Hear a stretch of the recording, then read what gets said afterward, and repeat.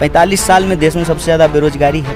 बलात्कार के आरोपियों का महिमा मंडन किया जा रहा है। 16 मिनट में जो है एक महिला का वही करेगी ना जो करती आई। रुपया जो है ऐतिहासिक तौर पे डॉलर के मुकाबले सबसे निचले स्तर पे पहुंच गया है। महंगाई आज की डेट में सबसे चिल्ला रहे हैं, ये तकलीफ की बात नहीं है। चिंता की बात यह है कि अच्छे 400 का सिलेंडर मिलता था, अभी 1000 रुपये का सिलेंडर मिल रहा है। दाल 200 रुपये किलो बिक रहा है, नींबू 200 रुपये किलो लोगों ने खरीदा है। और जब महामारी आई, बीमारी आई, तो लोगों को ऑक्सीजन नहीं मिला। लोग चलना शुरू किए तो ये कांग्रेस के लिए उत्सव था, और जब हम 7वें राज्य में पहुँचे हैं तब ये देश के लिए महोत्सव बन चुका है।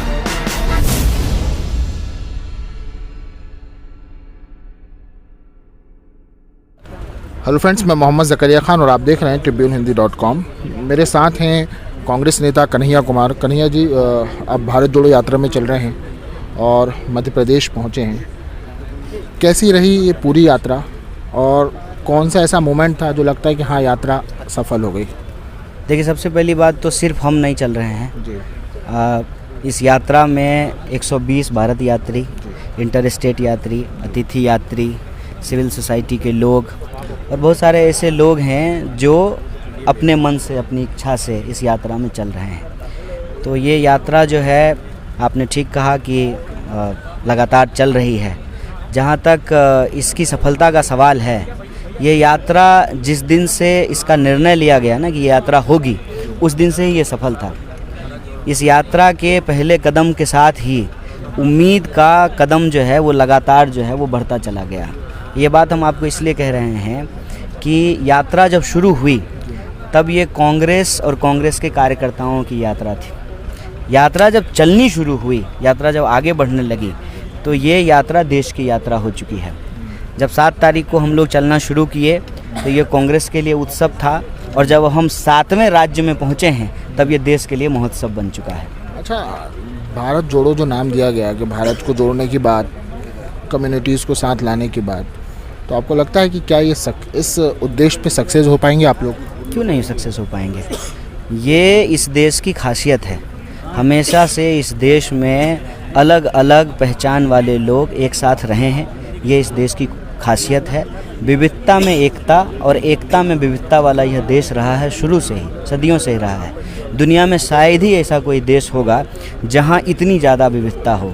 आप भाषा की बात कर लें, बोली की बात कर लें, संस्कृति की बात कर लें, धर्म की बात कर लें, पहचान की बात कर लें, रंग की बात कर लें, आप एथनिसिटी की बात कर लें, तो भारत जो है उसका इतिहास बहुत रिच है।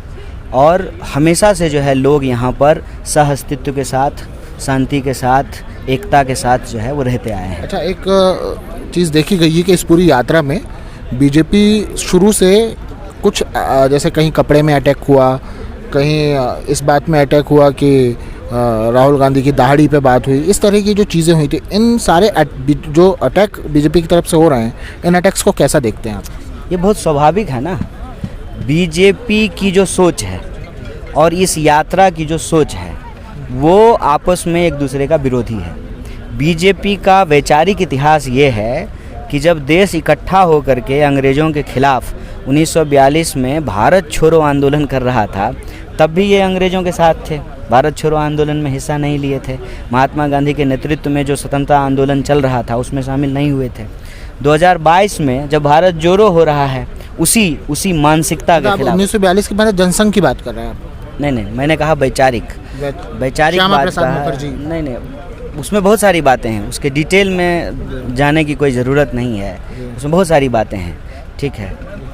इस देश का इतिहास ये है कि बीजेपी का जो राजनीतिक धारा है, जिसको आरएसएस रिप्रेजेंट करती है, या इसको जो है जनसंघ जो है रिप्रेजेंट की है, उस वैचारिक धारा की मैं बात कर रहा हूँ।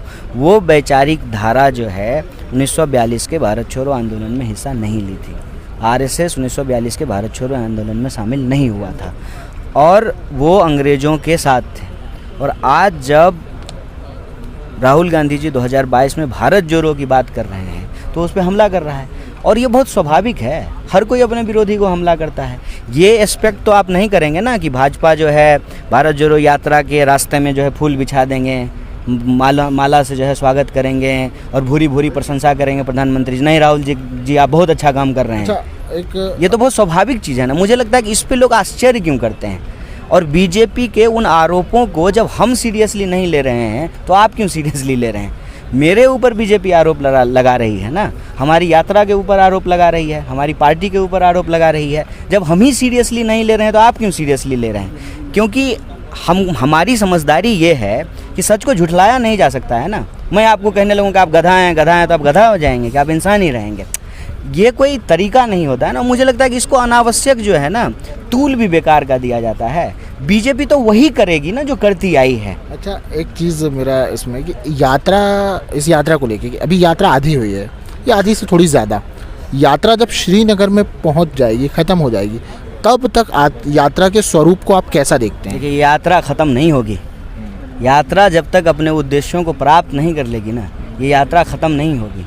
ये यात्रा जो है कन्याकुमारी से कश्मीर जा रही है, इसका मतलब ये नहीं कश्मीर जाकर के रुक जाएगी। ये यात्रा जो है इस देश में एक जन आंदोलन है, और ये जन आंदोलन तब तक नहीं रुकेगा जब तक हम जन और तंत्र को दोबारा जो है स्थापित न कर दें। जब तक यह इंश्योर न किया जाए एक एक जन को कि आपके मन की बात होगी, नेता के मन की बात नहीं होगी, तब तक ये यात्रा नहीं रुकेगी। सवाल है कि जिस तरह से बीच में आपने देखा था कि एक नफरती माहौल बहुत तेज़ी से बढ़ा था, चाहे वो लिंचिंग के केसेस हों या और भी दूसरे केसेस हों, कि कुछ भी कहने पे भारत से बाहर भेजने की बातें कि आप पाकिस्तान चले जाएं, ये चले जाएं, वो सारे जो कमेंट्स और जो चीज़ें होती रही हैं, तो आपको नहीं लगता कि वो इस यात्रा के बाद भी या इस यात्रा के बाद भी बीजेपी या बीजेपी की मानसिकता के लोगों में कोई असर नहीं पड़ने वाला है? मैं कह रहा हूँ कि जिसका जो चरित्र है, जिसका जो व्यवहार है, वो तो वही करेगा। दिक्कत ये है, कई सारे जो है विद्वानों ने ये बात कही है कि बुरे लोग चिल्ला रहे हैं, ये तकलीफ़ की बात नहीं है। चिंता की बात यह है कि अच्छे लोग चुप हैं। अच्छे लोग अगर बोलेंगे, अगर मान लीजिए बीजेपी विवाद कर रही है, तो जो बीजेपी के विचार से सहमत नहीं हैं, जो संविधान में भरोसा रखते हैं, जो इस बात में भरोसा रखते हैं कि हम भारत के लोग भारत को एक प्रभुत्व संपन्न समाजवादी धर्मनिरपेक्ष लोकतांत्रिक गणराज्य बना करके रखना चाहते हैं, उन लोगों को बात करना पड़ेगा। बीजेपी के विवाद के सामने उन लोगों को संवाद करना पड़ेगा। प्रधानमंत्री के मन की बात का जो ढिंढोरा है, उसके सामने जन की बात करनी पड़ेगी। जन की हालत क्या है? 45 साल में देश में सबसे ज़्यादा बेरोजगारी है। बलात्कार के आरोपियों का महिमा मंडन किया जा रहा है। 16 मिनट में जो है एक महिला का बलात्कार हो रहा है। रुपया जो है ऐतिहासिक तौर पे डॉलर के मुकाबले सबसे निचले स्तर पे पहुंच गया है। महंगाई आज की डेट में सबसे ज़्यादा है। पहले 400 का सिलेंडर मिलता था, अभी 1000 रुपये का सिलेंडर मिल रहा है। दाल 200 रुपये किलो बिक रहा है। नींबू 200 रुपये किलो लोगों ने ख़रीदा है। और जब महामारी आई, बीमारी आई, तो लोगों को ऑक्सीजन नहीं मिला, बेड नहीं मिला। तो जो इतना बड़ा तमाशा चल रहा है, जिसमें जनता जो है अंदर ही अंदर पिस रही है, उसके बारे में कोई तो बात करेगा। और विपक्ष जब बात करने की कोशिश करता है तो पार्लियामेंट नहीं चलेगा, मीडिया में जो है लोगों के बुनियादी सवालों पे बात नहीं होगा, दिन भर जो है नफरत की बात होगी। इसीलिए भारत जोड़ो यात्रा भारतवासियों को जोड़ने के लिए है। इस देश में रहने वाले सब लोग भारतवासी हैं। आपकी पहचान कुछ भी हो, आपका धर्म कुछ भी हो, आपका क्षेत्र कोई भी हो, आपकी बोली कोई भी हो और आपका लिंग कोई भी हो, ये देश आपका भी है। यह देश जितना मेरा है उतना ही आपका है। तो इस देश के लोगों को एकजुट रखना ज़रूरी है, क्योंकि देश एकजुट नहीं रहेगा तो देश की प्रगति नहीं होगी, देश में विकास नहीं होगा। इसी पवित्र उद्देश्य को लेकर के यात्रा चल रही है। और इस यात्रा के स्वरूप को देखिए कि इस यात्रा में हम तमाम धार्मिक जगहों पे जा रहे हैं, तमाम धर्म के लोगों से मिल रहे हैं, तमाम क्षेत्र के लोगों से मिल रहे हैं। अपनी सुना नहीं रहे हैं, उनकी सुन रहे हैं। देश के अंदर जो ज्वलंत सवाल हैं उसको उठा रहे हैं। और मैं आपको कह दूं कि ये यात्रा तब तक नहीं रुकेगी जब तक कि हम नफ़रत की आग को मोहब्बत से बुझा न दें। ये थे हमारे साथ कन्हैया, और कन्हैया बहुत अच्छा लगा आपसे बात करके। कन्हैया से हमने बात की। वीडियो और हमारी यह बातचीत पसंद आए तो आप लोग लाइक करें, शेयर करें और tribunehindi.com का फेसबुक पेज और यूट्यूब चैनल सब्सक्राइब करें। फिर मिलेंगे। जय भारत। यूट्यूब पर जाएं और टाइप करें TRIBUNEHINDI.com और फिर tribunehindi.com चैनल को सब्सक्राइब करें। साथ ही बेल आइकॉन भी ज़रूर दबाएं।